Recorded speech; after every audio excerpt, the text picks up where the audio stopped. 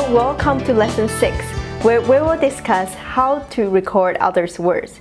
There is a lot to talk about in this lesson, so I have separated it into 3 parts. The first part will focus on the correct way to use quotation marks to record others' words.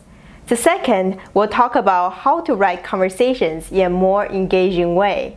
And the third part will show you a more journalistic method of selecting and rephrasing quotes.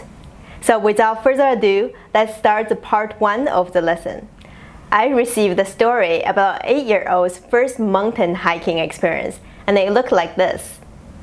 On Sunday, my mom, dad, sister, and I went to the park and climbed a mountain.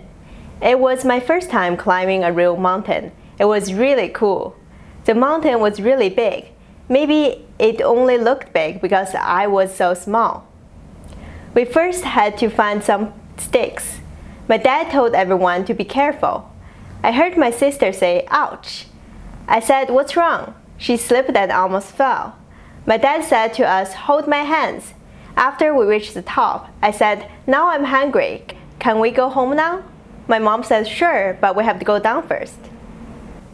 The story goes on like this for another 2 paragraphs.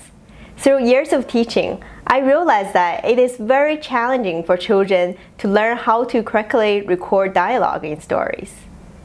First of all, why do we need dialogue in a story? Dialogue can be a powerful tool in creative writing. It can help to reveal detailed information, set the scene, advance action, or give insight into characterization.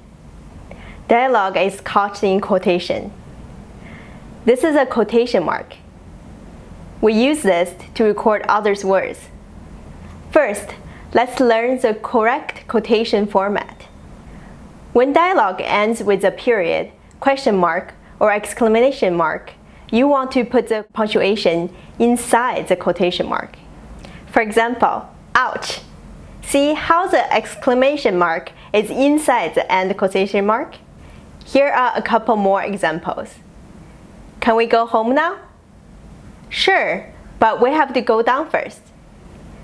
Sometimes you want to specify who is talking before you show the dialogue.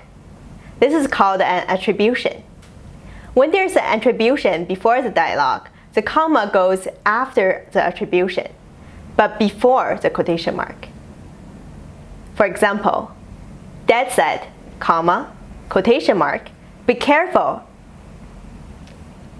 When you are adding an attribution after the dialogue, the comma goes inside the quotation mark, and the pronoun is not capitalized because it is not a new sentence.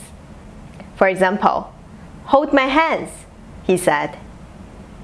With a dialogue that trails away, as though the speaker has gotten distracted, use an ellipsis, the 3 dots, inside the quotation mark. For example, "Hold on," my sister said. When dialogue is abruptly interrupted or cut off, use an em dash inside the quotation mark. For example, "Well, I don't think," because you never think. For a non-dialogue beat, to break up a line of dialogue, use either commas or em dashes. For example, "And then I realized Melissa took a sip of her water, that no one can do what I do." Or, "Without the antidote, Matt shook his head. I don't think we can save him."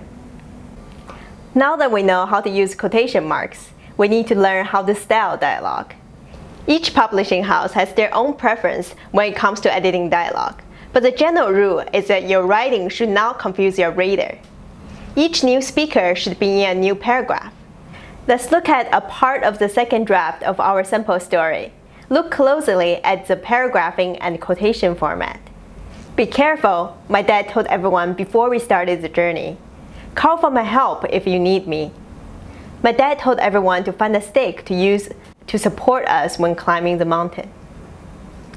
While I was searching for a stick to use, I heard my sister yelling for help. Everyone gathered and asked, "Are you okay?" "Yes." She rubbed dirt off her hand. "I'm fine, I just fell." My dad offered his big, warm hand to my sister. "Here, hold my hand." You'll see that every time a new speaker appears, we gave the speaker a separate paragraph.